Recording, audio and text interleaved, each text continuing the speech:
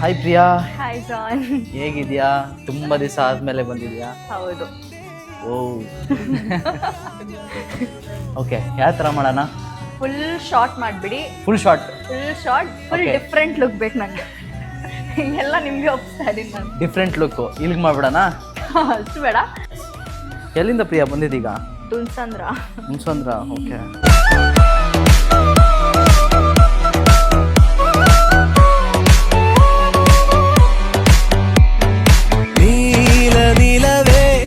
S Priya, ಹೆಂಗನೇ ಉಂಟು?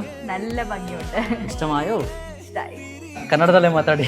ತುಂಬ ಚೆನ್ನಾಗಿದೆ. ನಾನು ಅನ್ಕೊಳ್ರೋ ಥರನೇ ಬಂದಿದೆ. ವಂಡರ್ಫುಲ್.